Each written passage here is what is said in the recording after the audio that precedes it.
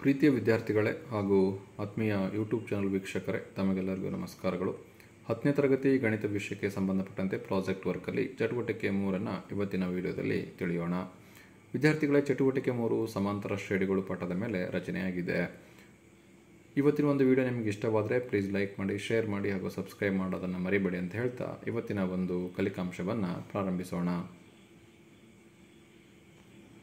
ಒಂದನೇ ಪ್ರಶ್ನೆ 1 ಅಂಕಕ್ಕೆ 0, -4, -8, -12 ಈ ಸಮಾಂತರ ಶ್ರೇಣಿಯ ಸಾಮಾನ್ಯ ವ್ಯತ್ಯಾಸ ಬರೆಯಿರಿ ಅಂತ ಪ್ರಶ್ನೆ ಇದೆ.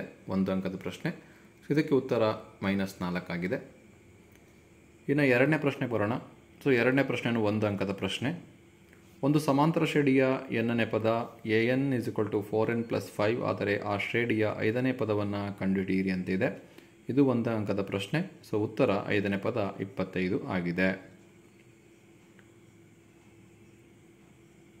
ಇನ್ನು ಮೂರನೇ ಪ್ರಶ್ನೆ, ಇದು 1 ಅಂಕದ ಪ್ರಶ್ನೆ ಆಗಿದೆ. ಮೊದಲ n ಸ್ವಾಭಾವಿಕ ಸಂಖ್ಯೆಗಳ ಮೊತ್ತವನ್ನು ಕಂಡುಹಿಡಿಯುವ ಸೂತ್ರವನ್ನು ಬರೆಯಿರಿ ಅಂತ ಇದೆ. Sn = n × n + 1/2 ಇದು ಉತ್ತರವಾಗಿದೆ. ನಾಲ್ಕನೇ ಪ್ರಶ್ನೆ 2 ಅಂಕದ ಪ್ರಶ್ನೆ.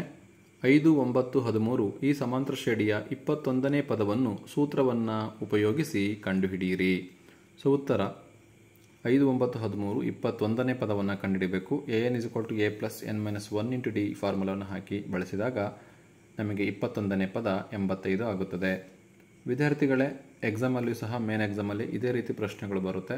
ನೀವು ಇದೇ ರೀತಿ ಪ್ರಶ್ನೆಗಳನ್ನು ಪ್ರಾಕ್ಟೀಸ್ ಮಾಡೋದ್ರಿಂದ 2 ಅಂಕಗಳನ್ನು ಸುಲಭವಾಗಿ ಪಡ್ಕೋಬಹುದು. ಈಗ 5ನೇ ಪ್ರಶ್ನೆಗೆ ಬರೋಣ. ಇದು ಸಹ 2 ಅಂಕದ ಪ್ರಶ್ನೆ. ಈ ರೀತಿ ಪ್ರಶ್ನೆಗಳು ಸಹ ಎಕ್ಸಾಮಲ್ಲಿ ಬರುತ್ತೆ. 2, 7, 12 ಈ ಸಮಾಂತರ ಶ್ರೇಣಿಯ ಮೊದಲ 10 ಪದಗಳ ಮೊತ್ತವನ್ನು ಸೂತ್ರ ಉಪಯೋಗಿಸಿ ಕಂಡುಹಿಡಿಯಿರಿ ಅಂತ ಪ್ರಶ್ನೆ ಇದೆ. ಈ ಪ್ರಶ್ನೆಗೆ ಉತ್ತರ ಹೀಗಿದೆ. a = 2, d = 5, n = 10, Sn = Sn = n/2 (2a + n - 1 × d formula ಹಾಕಿ ಲೆಕ್ಕವನ್ನು ಮಾಡಬೇಕು. 10 ಪದಗಳ ಮೊತ್ತ 245 ಆಗುತ್ತೆ ವಿದ್ಯಾರ್ಥಿಗಳೇ. ಇದು 2 ಅಂಕದ ಪ್ರಶ್ನೆ ಆಗಿದೆ.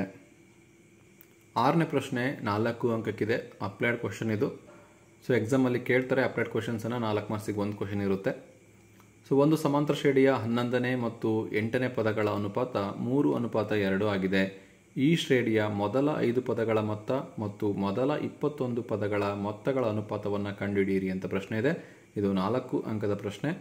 ಉತ್ತರ a11 / a8 = 3/2.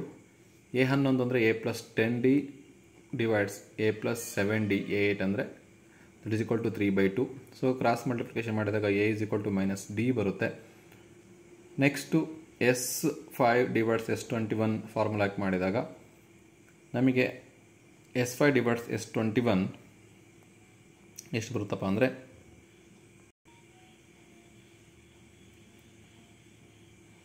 S5 / S21 ಹಾಕಿದಾಗ ನಮಗೆ ಅನುಪಾತ ಸಿಗುತ್ತೆ. ಇದು 6ನೇ ಪ್ರಶ್ನೆಗೆ ಉತ್ತರ ಆಗಿದೆ. S5 ಅನುಪಾತ S21 = 5:189 ಅನ್ನೋದು ಉತ್ತರವಾಗಿದೆ. ಇನ್ನು 7ನೇ ಪ್ರಶ್ನೆ, ಇದು ಸಹ 4 ಅಂಕದ ಪ್ರಶ್ನೆ. ಒಂದು ಸಮಾಂತರ ಶ್ರೇಣಿಯಲ್ಲಿ 16 ಪದಗಳಿವೆ. ಅದರ ಎಲ್ಲ ಪದಗಳ ಮೊತ್ತವು 768 ಆಗಿದೆ.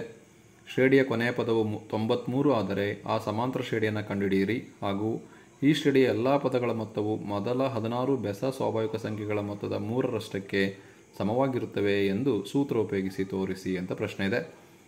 n = 16, S16 = 768, L = an that is equal to 93, Sn = n/2 (a + an formula ಹಾಕಿದಾಗ ನಮಗೆ a ಸಿಗುತ್ತೆ. a = 3 ಸಿಗುತ್ತೆ. ಮುಂದುವರೆದು an = a + n - 1 × d formula ಹಾಕಿದಾಗ ನಮಗೆ d = 6 ಸಿಗುತ್ತೆ. a ಮತ್ತು d ಸಿಕ್ತು. ಈಗ ಸಮಾಂತರ ಶ್ರೇಣಿ ನಾವು ಬರಿಬೋದು. a + d, a + 2d. ಆವಾಗ ನಮಗೆ ಸಮಾಂತರ ಶ್ರೇಣಿ 3, 9, 15 ಆಗುತ್ತೆ. ಇದರ ಜೊತೆಗೆ S16 = 3 ಟೈಮ್ಸ್ 16 ಬೆಸ ಸಂಖ್ಯೆಗಳ ಮೊತ್ತ ಅಂತ ಹೇಳಿದ್ದಾರೆ. ಹಾಗಾಗಿ S16 = 3 ಟೈಮ್ಸ್ 1 + 3 + 5 + 16 ಪದಗಳವರೆಗೆ. ಇಲ್ಲಿ Sn = n² ಸೂತ್ರವನ್ನು ಬಳಸಬೇಕು. ಮೊದಲ n ಸ್ವಾಭಾವಿಕ ಬೆಸ ಸಂಖ್ಯೆಗಳ ಮೊತ್ತದ ಸೂತ್ರ Sn = n² ಆಗುತ್ತೆ. ಹಾಗಾಗಿ S16 ಅಂದರೆ 768 that is equal to 3 × n². n² ಅಂದರೆ n = 16 ಆಗಿರೋದ್ರಿಂದ 16² ಆಗುತ್ತೆ. 2 1 6 3 ಮಾಡಿದಾಗ 768 ಆಗುತ್ತೆ. ಸೊ ಇದು 7ನೇ ಪ್ರಶ್ನೆಗೆ ಉತ್ತರ ಆಗಿದೆ ವಿದ್ಯಾರ್ಥಿಗಳೇ ಇಲ್ಲಿಗೆ ಚಟುವಟಿಕೆ 3 ಸಮಾಂತರ ಶ್ರೇಣಿಗಳ ಮೇಲೆ ರಚನೆ ಆಗಿದೆ. ಇದು ಕಂಪ್ಲೀಟಾಗಿ ಮುಕ್ತಾಯವಾಗುತ್ತೆ. ಇಲ್ಲಿ ಬಂದಿರತಕ್ಕಂಥ ಪ್ರಶ್ನೆಗಳು ಆಲ್ಮೋಸ್ಟ್ ಆಲ್ ಎಲ್ಲ ಕ್ವಶನ್ ಪೇಪರಲ್ಲಿ ಬಂದಿರತಕ್ಕಂಥ ಪ್ರಶ್ನೆಗಳಾಗಿದೆ. ಹಾಗೆ ಇದೇ ರೀತಿ ಪ್ರಶ್ನೆಗಳು ನಿಮಗೆ ಮೇನ್ ಎಕ್ಸಾಮಲ್ಲಿ ಬರುತ್ತೆ. ನೀವು ಹೆಚ್ಚು ಈ ರೀತಿ ಪ್ರಶ್ನೆಗಳನ್ನ ಪ್ರಾಕ್ಟೀಸ್ ಮಾಡೋದ್ರಿಂದ ಹೆಚ್ಚು ಅಂಕಗಳನ್ನು ನೀವು ಪಡ್ಕೋಬಹುದು ವಿದ್ಯಾರ್ಥಿಗಳೇ ಅಂತ ಹೇಳ್ತಾ, ಇವತ್ತಿನ ಒಂದು ವಿಡಿಯೋ ನಿಮಗೆ ಇಷ್ಟವಾದರೆ ಪ್ಲೀಸ್ ಲೈಕ್ ಮಾಡಿ, ಶೇರ್ ಮಾಡಿ ಹಾಗೂ ಸಬ್ಸ್ಕ್ರೈಬ್ ಮಾಡೋದನ್ನು ಮರಿಬೇಡಿ ಅಂತ ಹೇಳ್ತಾ, ಮುಂದಿನ ವಿಡಿಯೋದಲ್ಲಿ ಚಟುವಟಿಕೆ 4 ಅಭ್ಯಾಸ ಮಾಡೋಣ. Thank you for watching this video.